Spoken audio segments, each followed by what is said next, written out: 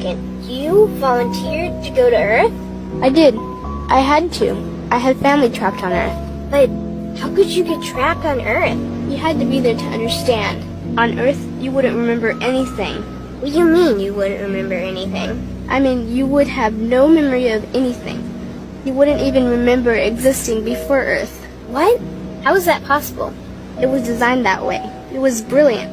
To dive as deeply as possible into such ignorance, such darkness, and still find your way back to remembering who you were, that took true mastery. Wow. I still can't believe you went to Earth. Tell me more. Well, Earth had its own set of laws that everyone agreed to experience. Like gravity, what goes up must come down. Like linear time, day is followed by night. Time? What's time? You know how when we think of something it manifests instantly? Well, on Earth there was a delay. The delay is what made Earth so difficult. Interesting. Time. So tell me more. Before going to Earth, you would choose your family, whether you wanted to be male or female, what race you wanted to be, the location on the planet, things like that. Oh, so you could choose your own character. Exactly. You would enter the Earth as a baby and be completely dependent on others to teach you the rules. But since nobody could remember the rules, they made up their own rules, based on fear and giving your power away to others. That doesn't sound like much fun. It wasn't for everyone. What'd you do while portions of you were on Earth? I watched them. It was pretty funny. What was so funny? Here were these magnificent beings, playing the most unique and cutting-edge experience in the universe, and they were clueless. I tried to guide them as much as possible. Wait a second. You could communicate with them? Yes, but they couldn't hear me. I would show them synchronicities, or send them impulses to help guide them, but they couldn't see the signs. Why not? They didn't trust themselves. So is that why they sent out a call for help? Exactly. Is that when you went? No, I didn't go until later. First volunteers, they had it the worst. What do you mean, had it the worst? Well, they killed them. What? They killed the volunteers. They killed them? Those on Earth couldn't understand what the volunteers were telling them. The idea that they were equal to the volunteers scared them. What were they telling them? Common sense stuff like, all the answers you seek are inside you. Everything I can do, you can do and more. So they killed them? And then they twisted the volunteers' message and created even more fear. What do you mean more fear? Like the message, God is inside you, was turned into, you are separate from God. The message, all the answers you seek are inside you, was twisted into, you can't trust yourself. And they believed it?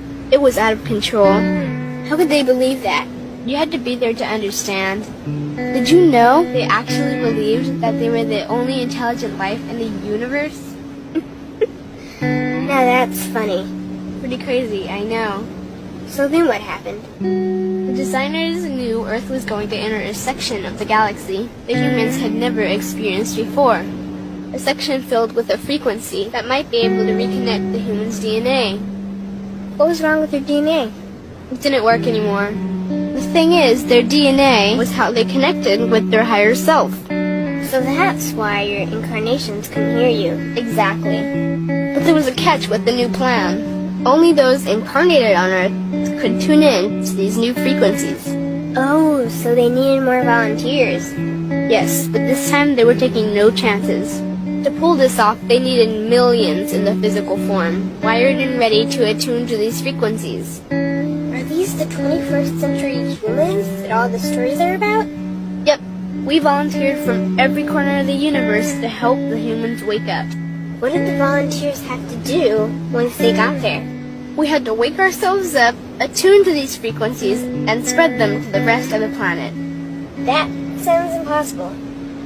Most of those watching the Earth experiment didn't think we could pull it off.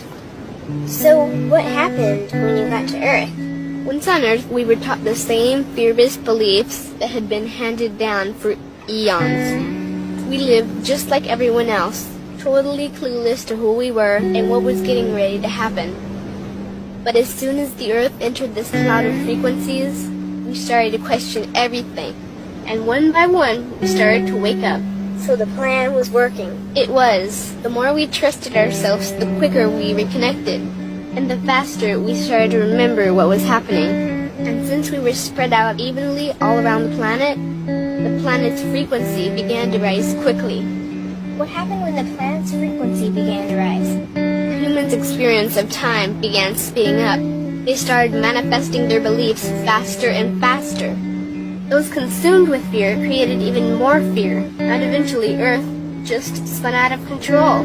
What do you mean, spun out of control? These low-frequency beliefs that had controlled the human experience for eons could no longer exist, so they began to self-destruct, and the world fell into complete chaos. That sounds terrifying. It was for those living in fear, but for us volunteers, we all knew it was the end of the old energy and the beginning of the new. So then what happened?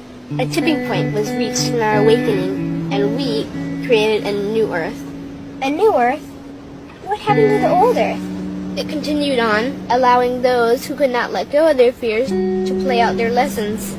But for us, we created a new Earth that matched our higher frequency. And as easy as that, all the fear-based beliefs simply fell away. In an instant, we remembered who we were. We knew we were all connected, and we stopped hurting each other. We started respecting each other, started loving each other. We took back our power to create, and we created a new Earth without fear. Wow, so the legends are true. What an incredible experience that must have been. Nice work. Thanks.